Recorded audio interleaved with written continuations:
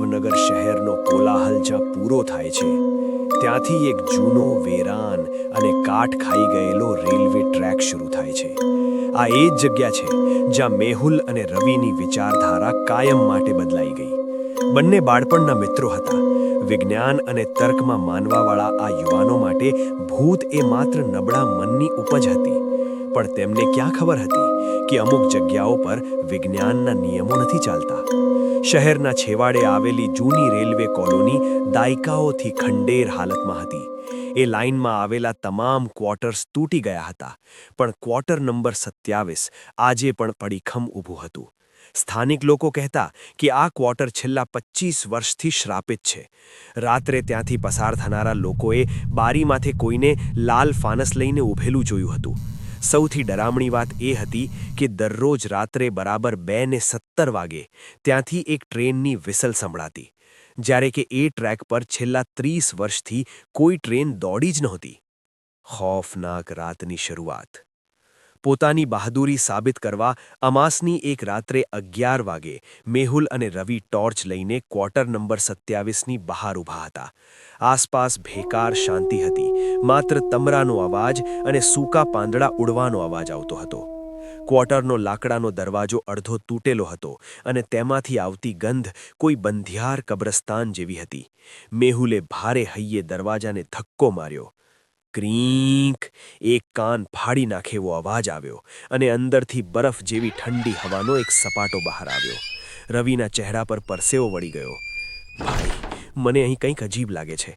અંદરની હવા બહુ ભારે છે. મેહુલે હિંમત બતાવતા કહ્યું. અરે ડરપોક, આ ફક્ત ભેજ અને ધૂળ છે. પણ મેહુલનું હૃદય પણ સામાન્ય કરતાં વધુ ઝડપથી ધબકી રહ્યું હતું. અંદર પ્રવેશતા જ એવું લાગ્યું જાણે કોઈ અદૃશ્ય શક્તિએ તેમનો રસ્તો રોકી લીધો હોય. દિવાલો પરથી પોપડા ખરી રહ્યા હતા. ફ્લોર પર પડેલા કાચના ટુકડાઓ પર પગ પડતા કરર કરર અવાજ ગૂંજતો હતો, જે ખાલી રૂમમાં પડઘાતો હતો, જાણે તેમની પાછળ પણ કોઈ બીજું ચાલી રહ્યું હોય. ટોર્ચનો પ્રકાશ એક દિવાલ પર પડ્યો. ત્યાં એક જૂનું પીળું પડી ગયેલું રેલવેનું કેલેન્ડર હતું. વર્ષ 1998, મહિનો માર્ચ. સમય જાણે એ જ મહિના પર થીજી ગયો હતો. 2:17 AM, જ્યારે સમય થંભી ગયો. અન્વેષણ કરતાં કરતાં સમય ક્યાં પસાર થઈ ગયો તેની ખબર જ ન પડી. અચાનક આસપાસનું વાતાવરણ એકદમ શાંત થઈ ગયું. તમરાનો અવાજ પણ બંધ થઈ ગયો. રવિએ ધ્રુજતા હાથે પોતાનો ફોન કાઢ્યો. સ્ક્રીન પર સમય હતો 2:16 AM. મેહુલ, રવિનો અવાજ ગળામાં જ અટવાઈ ગયો.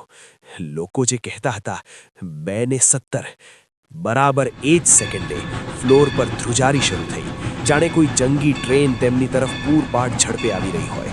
અને પછી બહારથી એક કાન ચીરી નાખેલો અવાજ આવ્યો.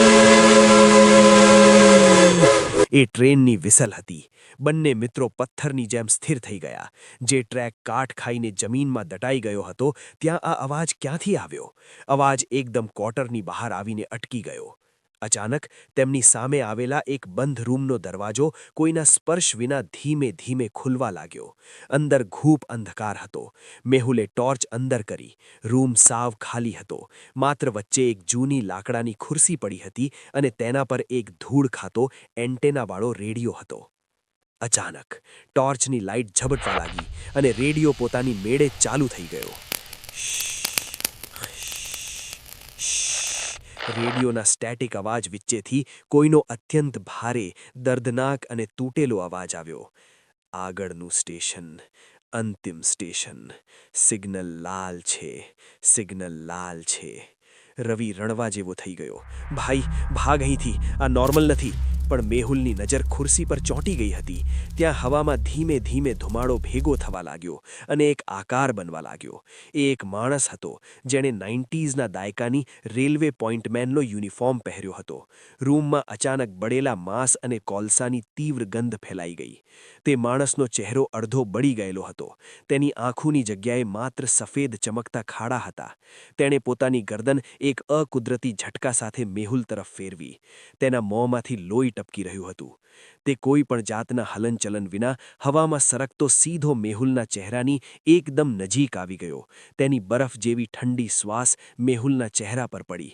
તેણે ધીમા ડરામણા અવાજે કહ્યું, ટ્રેન ક્યારેય અટકી જ નથી. મારી ભૂલ નહોતી.